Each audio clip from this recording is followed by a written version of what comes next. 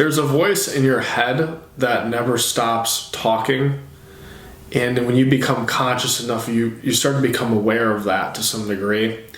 And it comments on everything. It judges everything. It replays things about your past. It worries about things with the future. And when you buy into this voice too much, you can even experience fear and sometimes anxiety. And it can create stories about yourself and other people. And most people spend their lives believing that this voice is who they are. But what if I told you that this voice that you experience, commenting on everything, labeling everything, judging everything, is not actually who you are? What if the suffering you experience psychologically is coming from identification with this voice or with thought itself?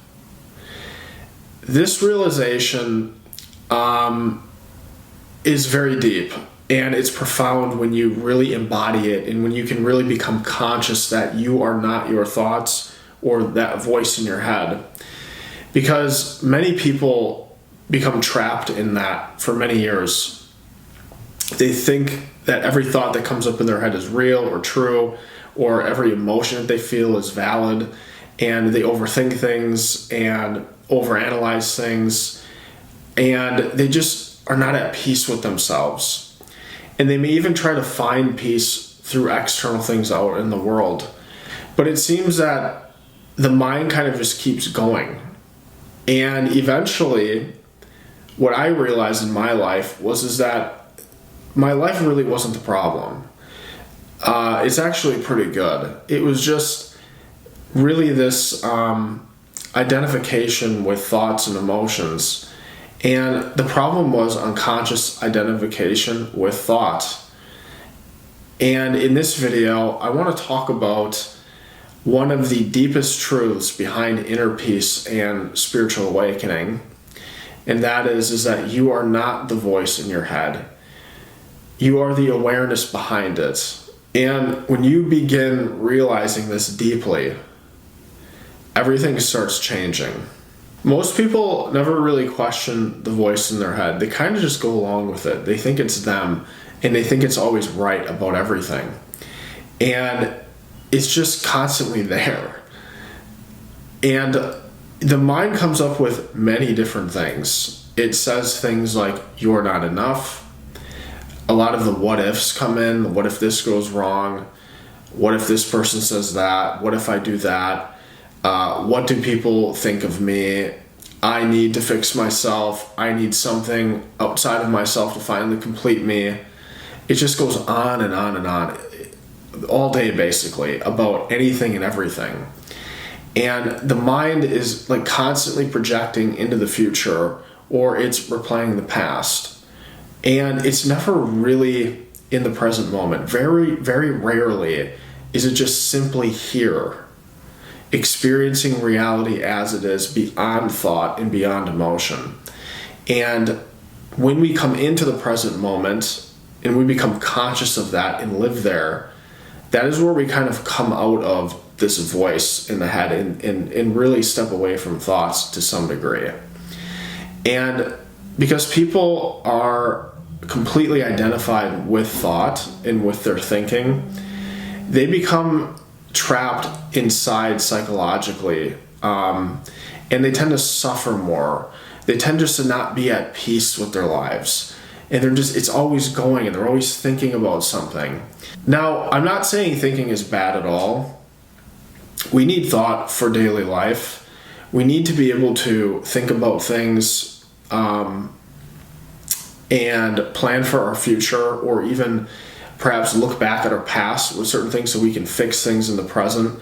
But the problem begins when thinking becomes compulsive, and when identity kind of becomes attached to thought.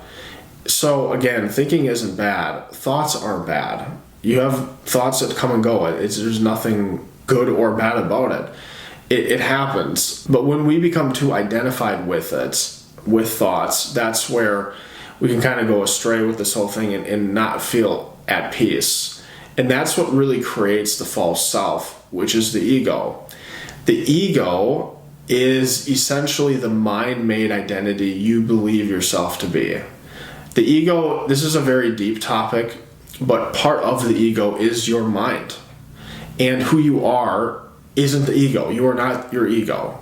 The ego is basically you as a whole. Your mind, your body, your experience of life, your perspective, all that sort of thing is really the ego. And who you are is really beyond all of it. And it's also just a collection of like memories and stories and labels and fears, desires, comparisons, and even psychological conditioning. And a lot of us become identified with these things, and these things tend to make up the person. And because the ego depends on thought to survive, it never really wants silence. And you can probably agree with that, because how many of us like to just sit in silence and do nothing? We don't really like it. We don't like to be bored. We like to be occupied doing something or thinking about this or doing that or whatever it may be. The mind itself is not evil. It's not bad. It's actually a gift. It's to be used in the world. But unconscious thinking creates suffering. When we're always using the mind, when we're not kind of setting the mind down for a little bit just to be still, when we're constantly using it, constantly thinking, that's where pain can arise and kind of like emotional distress can come in. It's almost as if like you're wanting this moment to be different. You're never really content with this moment. And it can be out of boredom. It could just be because I don't like doing this certain thing or doing that certain thing, so I need to be doing something else, or this day was terrible, tomorrow will be better, so I'm now thinking about the future or dwelling about the past and how good the past used to be and now my life is horrible. It always needs another goal, another identity, another problem. It just needs something to be working with all the time. And this is why people feel so exhausted mentally, because they're constantly going, constantly, all the time. The mind never stops.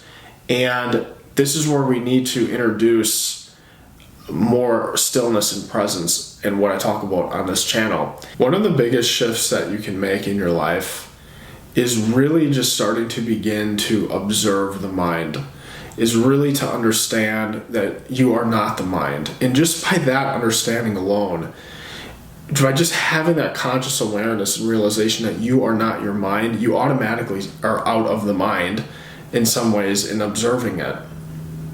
So you will no longer fight it, you won't suppress it, and you won't judge it as much. You just will begin to observe it.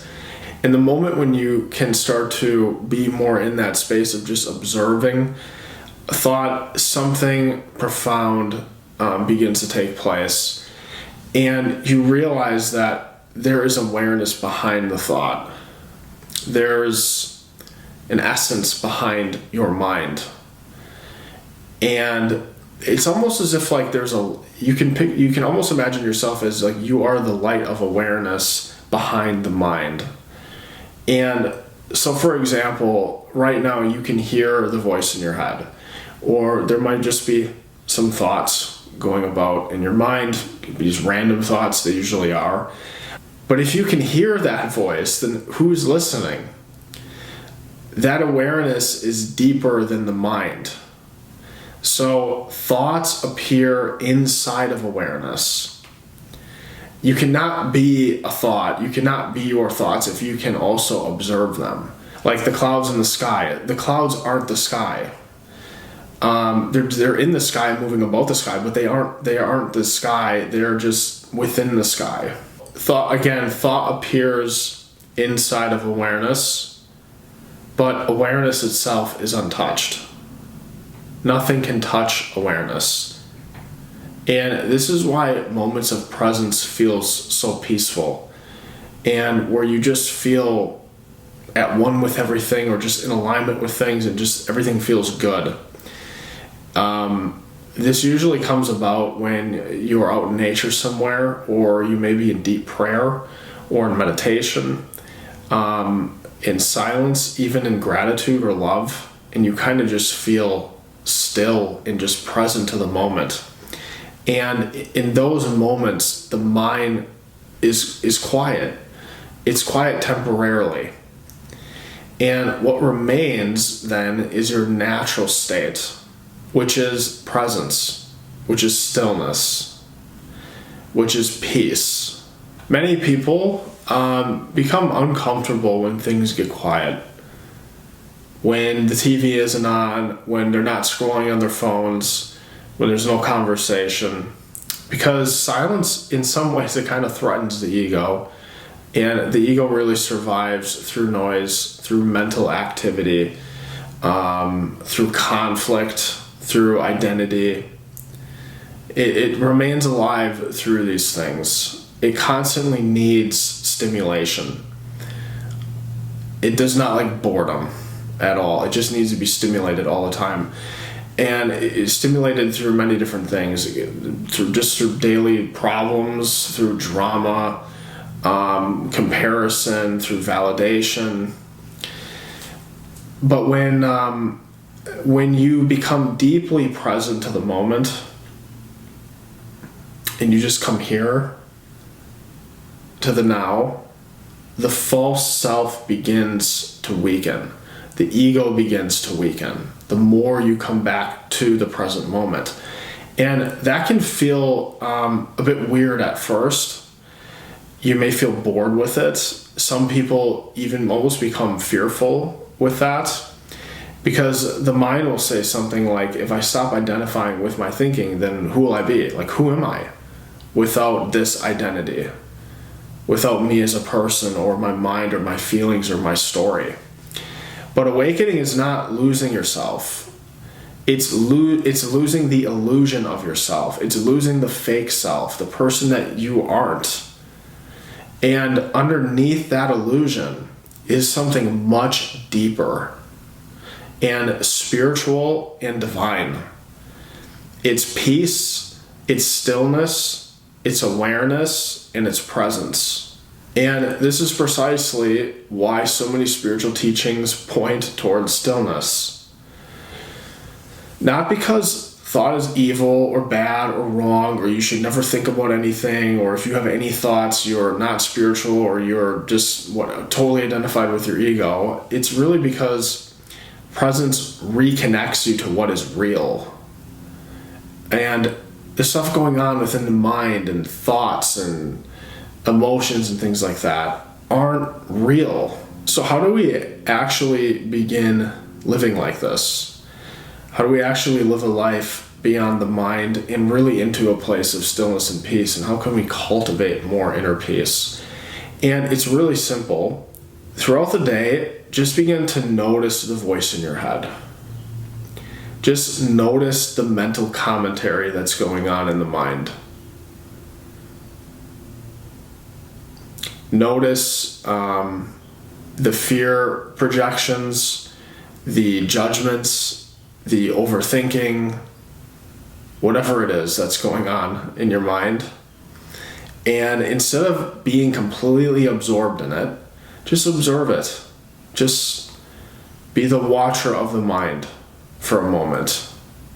Even if just for a few seconds, if you can just come into that place and just begin to notice what's going on in the mind and understand that that's not really me and who I am, and it's not real. And that small space changes everything, because awareness itself breaks unconscious identification. It kind of like awareness shines the light on the darkness. It dispels darkness. And you begin realizing that thoughts come and go, emotions come and go, but awareness remains. That is the one constant. Your thoughts change, emotions change, they come and go, but the awareness is constant and permanent. That's ultimately who you are. And just like how the sky isn't harmed by clouds passing through it, and in the same way, your true nature is deeper than the mental noise, than the thoughts that are going through the mind.